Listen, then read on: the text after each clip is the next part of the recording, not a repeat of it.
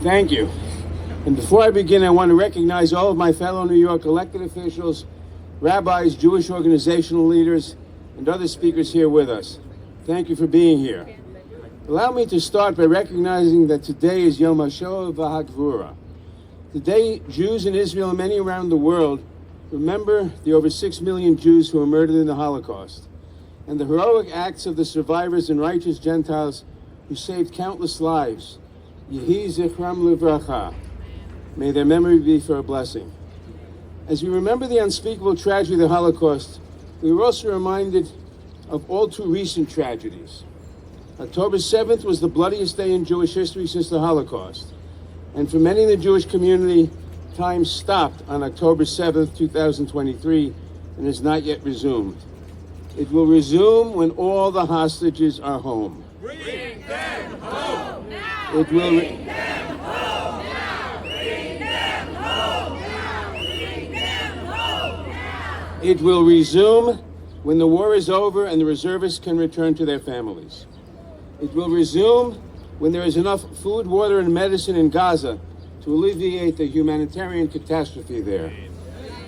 It will resume when families on both sides of the border can sleep peacefully without the constant fear of rockets and bombs falling from the sky. And that day need not be far away. Just this past weekend, Prime Minister Netanyahu said in a televised address that he refused to end the war in Gaza in order to bring the hostages home. This proclamation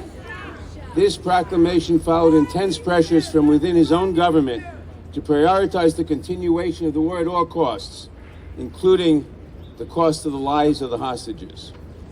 The chief architect and most ardent supporter of this war at all costs position is the head of the far-right ultranationalist and Kahanist Jewish Power Party, Itamar Ben-Gvir.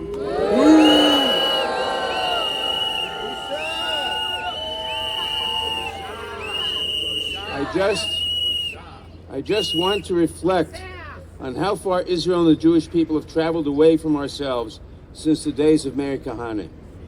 When Kahane was first narrowly elected to the Knesset in 1984, he was seen as a stain on Israeli society, an outcast, an extremist so far outside the mainstream that no one would ever dream of bringing him into an Israeli government.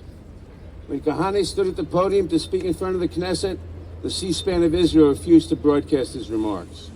When he began speaking, all of his fellow members of the Knesset stood and left the hall in protest against his abhorrent ideology, including those from the Likud, Netanyahu's own party.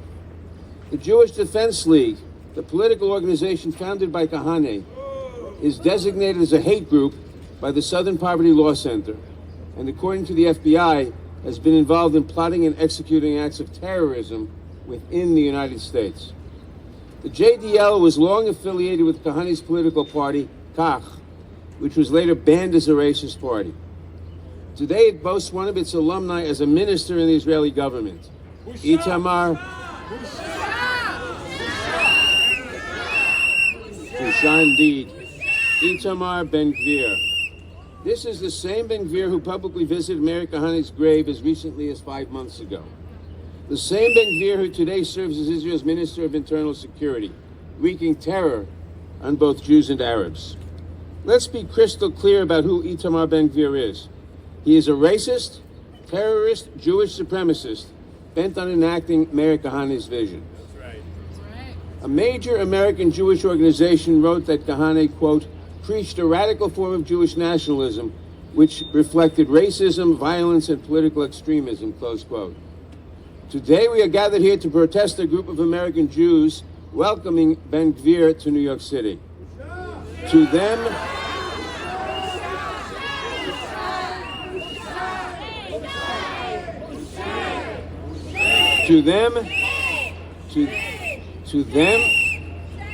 them, we have one thing to say.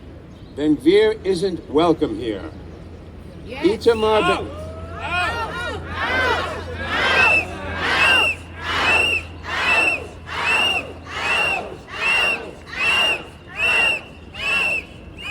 Itamar Itamar Ben-Gvir supports too many outrageous positions to address them all.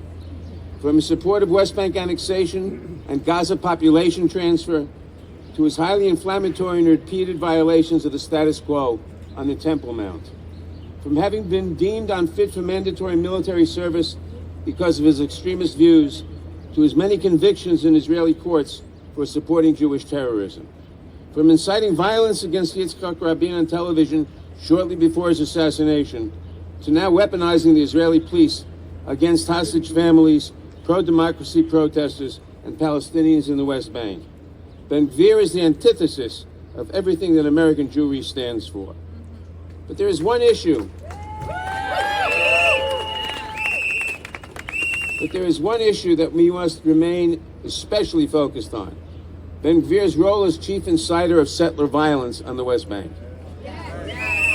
Violence in the West Bank has reached fever-pitch levels, destroying property, displacing Palestinians, and turning the West Bank into what one think tank called a tinderbox. According to the Israeli NGO Peace Now, settlers have seized an equivalent of 14% of the West Bank's total area through violent tactics such as harassing, intimidating, and targeting Palestinian communities. These settlers seized large areas of land from over 60 displaced Palestinian communities and have set up new Israeli outposts.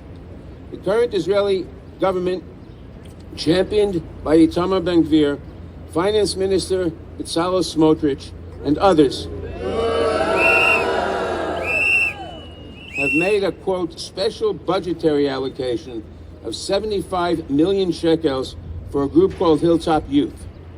Previously sanctioned by the United States, Hilltop Youth have committed some of the most violent settler attacks and have done so with the strong support of Ben Gvir, who called them sweet kids. Ben Gvir has repeatedly used his power as the minister overseeing the police to shield violent settlers from accountability and has ordered the police not to investigate any such attacks. In stark contrast, President Biden viewed the epidemic of settler violence in the West Bank as such a serious threat that he issued an executive order declaring a national emergency. This landmark executive order sought to leverage all the resources of the U.S. government at the U.S. government's disposal to address the destabilizing violence in the West Bank, committed both by settlers supported by Ben Gvir and by new emerging Palestinian terror groups like the Lions Den. And it was beginning to work. Material support for both sets of groups and individuals had become extremely difficult. But Donald Trump, on his first day in office, repealed this executive order. That's why, when I return to Washington on Monday, I will be introducing the West Bank Violence Prevention Act,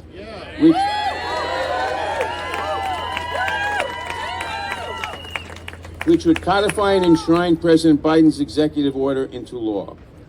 I hope all of my colleagues who supported President Biden's executive order will join me in supporting this legislation. This bill makes it clear we have a choice between the politics of fear, intimidation, and settler violence from Ben Gvir and Trump, or the politics of hope for a better tomorrow in the Middle East and our communities here at home. We must choose whether to surrender to the authoritarian backsliding on both sides of the ocean, or forge a path ahead that strengthens democratic institutions and the rule of law. I pray that our country, our people, and our society make the right choice, so that one day, as taught by our American and Jewish traditions, drawn from the Liberty Bell inscription from Vayikra, from the book of Leviticus, Ukratim jor ba'aretz l'chol yoshveha, and thou shalt proclaim liberty throughout the land unto all its inhabitants. Thank you.